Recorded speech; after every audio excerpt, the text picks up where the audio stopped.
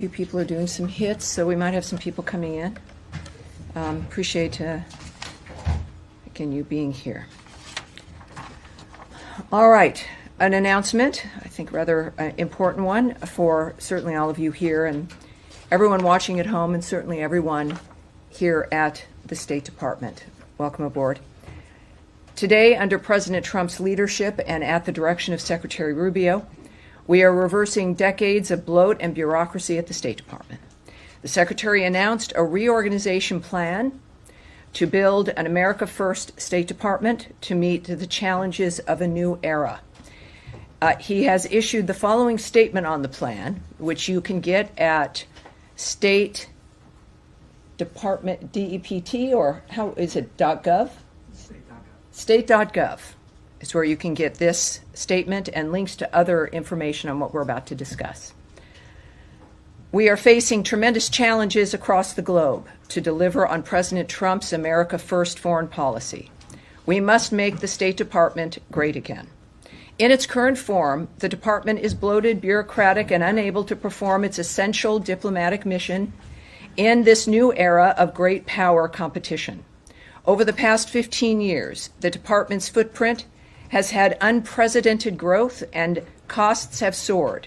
But far from seeing a return to investment, taxpayers have seen less effective and less efficient diplomacy.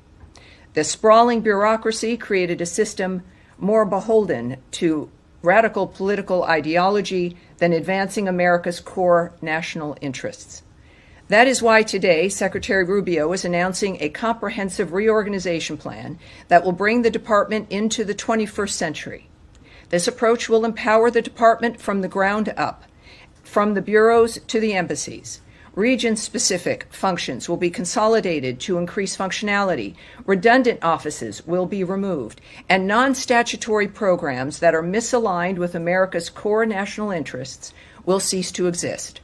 Under President Trump's leadership, we have a commander-in-chief committed to putting America and Americans first.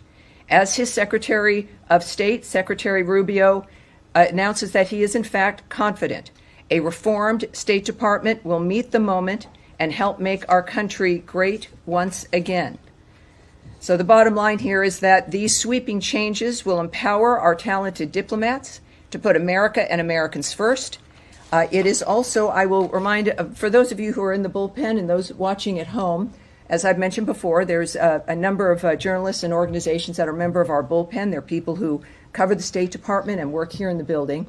And we had a discussion earlier today with some more background on this, that also for State Department personnel, everyone in the building will be receiving, of course, this statement.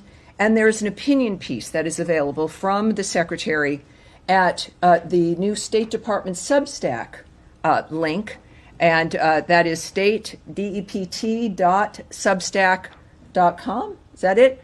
Go there, and it will ask if you want to subscribe. You don't have to. You can just click on the title, and you'll get additional commentary from the Secretary in this regard. Also, for everyone in this building, there is additional information. There is a fact sheet. There are frequently asked questions. There's an additional statement from the Deputy Secretary Landau, so you will be able to see that as well. And as a reminder again, because I know there's been a lot of fake news out there, this is a reorganization plan. It is not something where people are being fired today. They're not, no one's going to be walking out of the building. It's not that kind of a dynamic. It is a roadmap. It's a plan. It is something that there's been a congressional notice that has been sent. And so the steps and the procedures that happen through the government are also taking place at this point as well. And at this stage, I will open it up for questions on this issue. Yes? Sure. Sean? Thanks. If you don't mind, just obviously lots of questions, just to make sure we get to it. The Russians are saying that Special Envoy Witkoff is coming back. All right, so we're doing that's a different issue. Let's stick with this. It's interesting. If none of you have any questions about this, no, we certainly have questions. Yeah, so I mean questions about this, and then of course I know, Lord knows, there's many other things that are happening as well. All right, yes, go ahead. Just on hiring freeze and the way that this affects the folding in of USAID to Sure. the State Department, how, given the fact that these people are not considered State Department employees, what opportunities, if any, are going to be given to them to be able to reapply or Sure. not for their position? Sure. First of all, the USAID fold in, that in a way is kind of the genesis of this, right? We knew that was going to happen. USAID was going to become a part of the State Department. And in this framework, what you'll see, and it makes, I think, perfect sense, and people seeing this will see that it makes sense, is that instead of this monolithic entity that was, its own object in Washington, D.C., making decisions about aid and where the money would go, the usual experience, and I've experienced this with the Secretary's travels and his conversations with leaders and also our own embassy and consulate staffs, is that you would have donations or funding for a project that the country itself was not interested in or did not want and had other needs, that the embassy staff or the ambassador was never consulted, that the opinions of the people who are working in the country were not consulted. So they would see money going into a nation, as an example, put in to fund something that was even, in some cases, detrimental to the nation that we were working with, or opposed by an ambassador, and yet there was no input and no action. In this particular kind of reorg, it's about consolidating things, right? Weaving certain offices into other bureaus, making situations smaller, reorganizing it, literally. And in that case, you will see the bureaus, which used to have a lot of power, but had really kind of lost that in a certain way through the giant bureaucracy that became evident through the 70s and 80s and 90s. And that you would have a dynamic now where the intention is, and described in this plan, to have each regional bureau have the element of the USAID that is relevant to that bureau, so that they would be working together, and it would be a coalition, if you will, of ideas and minds and efforts to then also bring in and have the embassies, the ambassadors, and the governments who are working with having a say in making sure that the money that's donated is relevant to that nation, is relevant to the region. And that's what will be, that's where USAID essentially is going, is into positions where, as I've mentioned to you, as we were doing our review of USAID, is don't mistake a change for being for indicating something is gone or missing. That it was never about us abandoning our commitment to funding to any kind of life-saving efforts or our work with other nations in assisting them.